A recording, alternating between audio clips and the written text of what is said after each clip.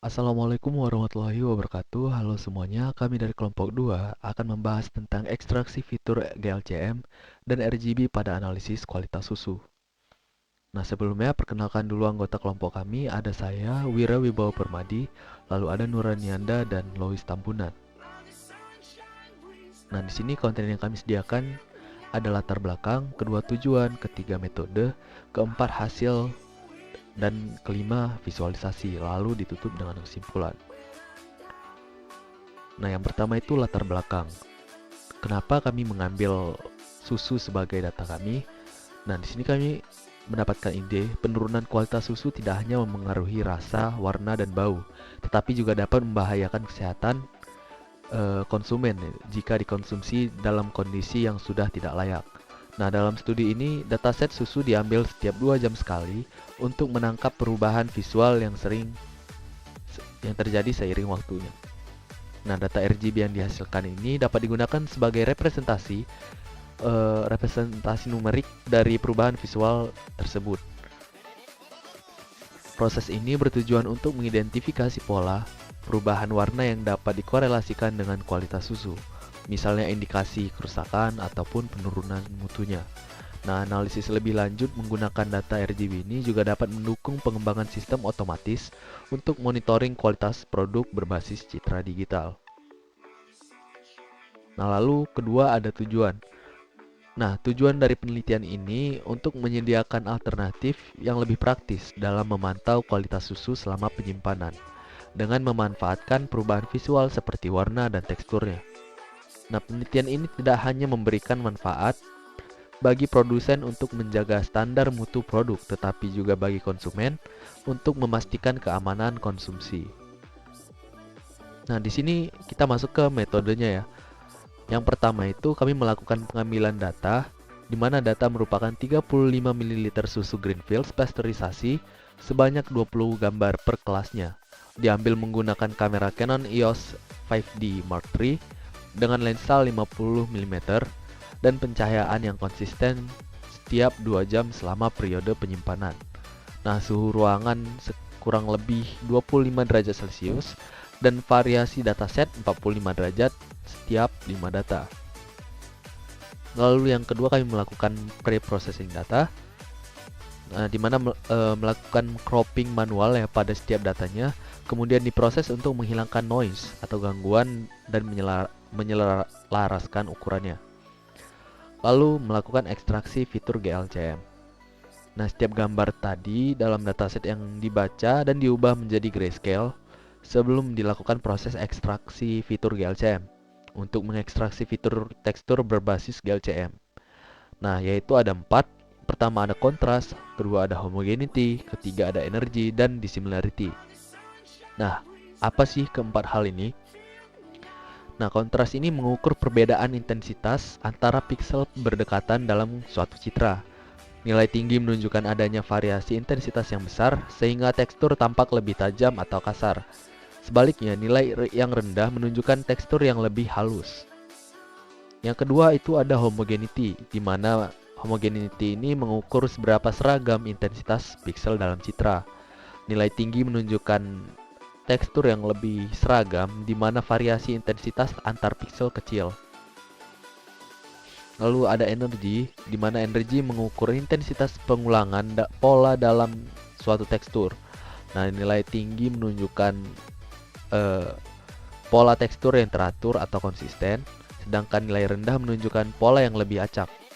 Dan yang terakhir ada dissimilarity, di mana dissimilarity ini merupakan hal yang mirip dengan kontras, tetapi lebih linear dalam mengukur perbedaan intensitas pikselnya. Nilai tinggi menunjukkan ketidaksamaan intensitas piksel yang lebih besar. Nah, dari keempat hal tersebut, hasil ekstraksi fitur berupa nilai numerik untuk setiap gambar kemudian disimpan dalam sebuah tabel data atau data frame yang dilanjutkan diekspor ke file CSV untuk digunakan dalam analisis yang lebih lanjut. Yang keempat ada ekstraksi fitur warna RGB.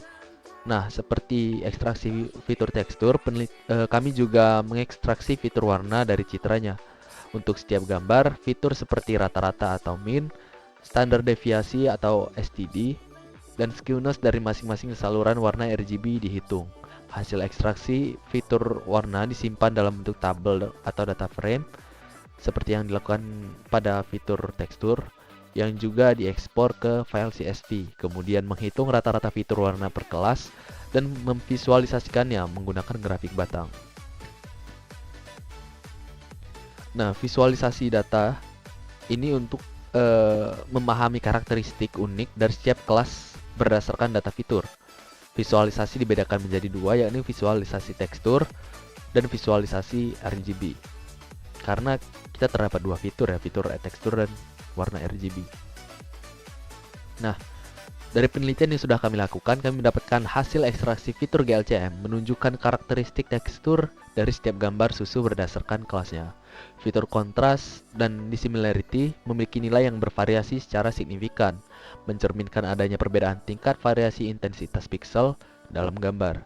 Sementara itu, untuk homogenity-nya menunjukkan tingkat keseragaman yang relatif stabil di kisaran 0,5 hingga 0,7, sedangkan energi memiliki nilai kecil, mencerminkan pola tekstur yang tidak terlalu intens.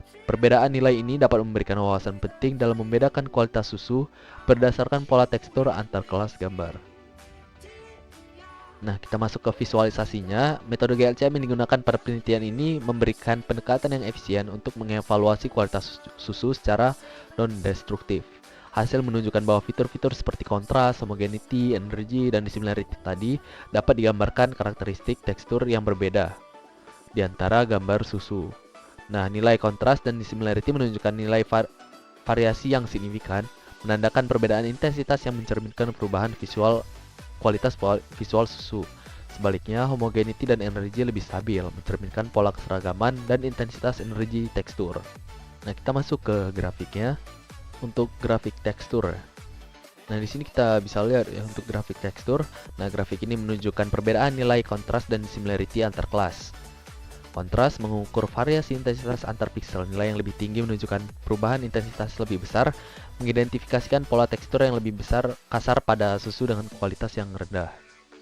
Lalu untuk dissimilarity-nya menunjukkan ketidaksamaan tekstur antar pixel. Nilai yang tinggi mencerminkan ketidakteraturan tekstur yang lebih jelas. Nah, untuk homogeneity-nya ini menunjukkan keseragaman intensitas pixel. Nilai yang tinggi menunjukkan pola tekstur yang seragam yang biasanya ditemukan pada susu berkualitas tinggi. Dan untuk energinya mengukur kekuatan pengulangan pola tekstur, di mana nilai yang rendah menunjukkan pola yang lebih acak dan tidak teratur, sering terjadi pada susu dengan kualitas lebih rendah. Nah, ini masuk kita ke rata-rata fitur berdasarkan kelas ya. Nah, di sini dapat dilihat ada kontras, homogeneity, energy, dan dissimilarity-nya juga. Nah, kita masuk ke grafik RGB, di mana ini merupakan red channel, green channel, dan blue channel dari data yang kami ambil. Nah, ini merupakan grafik, terdapat kontras, homogeneity, dan energy, dan dissimilarity juga. Ini menampilkan nilai dari RGB-nya, dan di sini untuk grafik rata-rata. Untuk red, green, blue. Baiklah, untuk pembahasan selanjutnya yaitu ada implementasi algoritma deep learning, yaitu CNN dan DNN. Untuk model CNN atau Convolutional Neural Network. Jadi, apa sih sebenarnya CNN itu? CNN itu adalah jenis jaringan syaraf buatan yang dirancang untuk memproses data berbentuk gambar atau data yang memiliki pola spesial. Nah, kelebihan model CNN itu sendiri, dia memanfaatkan fitur secara langsung dari data citra tanpa memerlukan ekstraksi manual. Dan lebih cocok untuk data berbasis gambar karena mendeteksi pola lokal. Nah, kalau kekurangan dari model CNN itu sendiri, dia memerlukan lebih banyak sumber daya komputasi atau GPU atau TPU, dan data harus dalam bentuk citra sehingga tidak bisa langsung digunakan untuk data tabular atau data berbentuk tabel. Nah, CNN ini mengekstraksi fitur secara otomatis melalui lapisan konvolusi dan pooling, memungkinkan model menangkap pola visual kompleks dari gambar, meskipun lebih fleksibel dan mampu mempelajari fitur secara langsung dari data. Pelatihan CNN memerlukan lebih banyak waktu dan memori karena ukuran inputnya yang lebih besar. Nah, untuk implementasi model CNN pada algoritma deep learning ini, yang pertama itu kita melakukan data preparation, kemudian ada model arsitektur, training, dan evaluation. Nah, sekarang saya akan menjelaskan implementasi algoritma ensemble learning. Algoritma ensemble learning itu memadukan dua atau lebih dari algoritma machine learning untuk mendapatkan hasil yang lebih baik. Nah, di sini saya cukup menggunakan menggabungkan dua algoritma saja, yaitu random forest dan gradient boosting. Nah, lanjut ke processing model yang saya gunakan. Nah, model yang saya gunakan itu gradient boosting classifier. Nah, parameter utama yang saya gunakan itu estimator. Jumlah estimatornya saya terapkan 100, lalu learning rate-nya saya terapkan 0,1, max step-nya sama dengan 3. Jumlah estimator itu anggap saja itu seperti jumlah model misalnya pohon keputusan ya. Sedangkan learning rate itu untuk mengontrol pembaruan selalu untuk max step ini kita untuk mengatur kedalaman maksimum setiap pohon ya, keputusan untuk menghindari nanti itu yang namanya overfitting. Nah, keunggulan dari gradient boosting classifier ini itu menangani outlier, bekerja baik dengan data yang tidak seimbang. Selanjutnya saya menggunakan random forest classifier. Parameter utama yang saya gunakan itu tentunya jumlah estimatornya saya gunakan 100, lalu class weight-nya ini saya gunakan balance. Nah, class weight balance ini gunanya itu untuk mengatur bobot setiap kelas kita ya, agar tidak bias terhadap kelas yang lebih besar. Nah, selanjutnya ada keunggulannya itu robust terhadap overfitting karena menggunakan banyak pohon yang berbeda gitu. Selanjutnya bekerja baik pada data dengan fitur yang banyak juga ini, random forest classifier. Nah,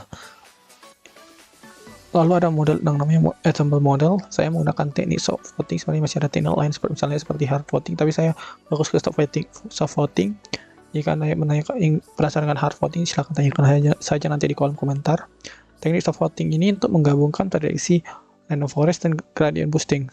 Nah, selanjutnya proses implementasi. Di sini ada cross validation menggunakan stratified key fold untuk membagi data menjadi 5 bagian ya, sehingga nanti pembagian datanya tetap proporsional ya. Lalu evaluasi dengan akurasinya ya, performa diukur dengan akurasi skor, terus soft voting. Nah, ini seperti yang saya jelaskan sebelumnya tadi. Lalu ada evaluasi akhir.